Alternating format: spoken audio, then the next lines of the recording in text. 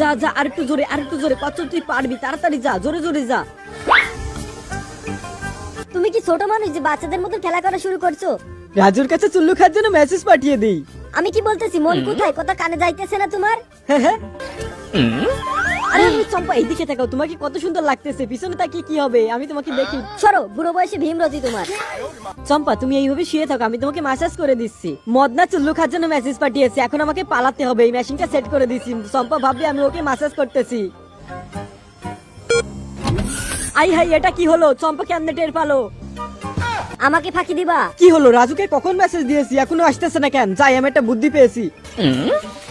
এইবার এটা সাহায্যে উকি মেরে দেখি ওই পাশে কি হইতেছে। রাজু, এই দেখ চুল্লু।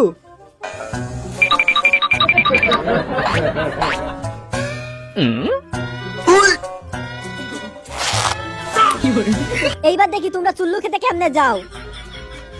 রাজু, এখন কি করবি? তোর কাছে কাগজের টুকরা আছে? আছে তো পকেটে, এই দেখ।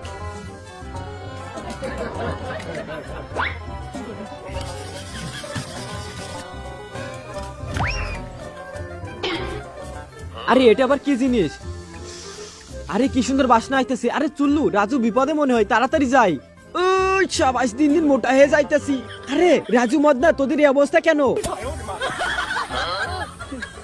এইবার তিনটা এখানে পৌঁছে মর। এটাই চুল্লু খাস শাস্তি তোদের। দাঁত দিয়ে আমাদের রশি খুলে ফেল।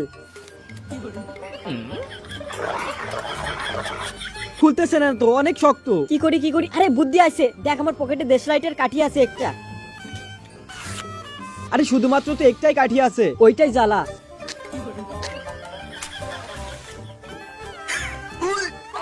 আরে এটা কি করলি? তাহলে এখন কি হবে? মাথায় একটা শয়তানি বুদ্ধি এসেছে, তোর অজ্ঞান হওয়ার নাটক কর। চম্পা, কোথায় তুমি? তাড়াতাড়ি আসো, দ্রুত আসো। মোটু আর মদনা দেখো অজ্ঞান হয়ে গেছে। ওরা অজ্ঞান হবে কেন? ওদের কি হয়েছে? দেখছো না কি পরিমাণ রোদের তাপে ওরা সহ্য করতে পারেনি। তাড়াতাড়ি আমাকে খোলো, ওদেরকে হাসপাতালে নিয়ে যেতে হবে। আচ্ছা দাঁড়াও, আমি ভ্যান আনতেছি। চম্পা দ্রুত চলো, নয়তো ওদেরকে বাঁচানো যাবে না। আরে যাইতেছি, কত জোরে যাবো? চম্পা জোরে চলো, তাড়াতাড়ি চলো। চম্পা জোরে চলো, তাড়াতাড়ি চলো। জোরে চলো, তাড়াতাড়ি চলো। কি একটা বুকা বানালেন চম্পাকে, তাই না? ইয়ে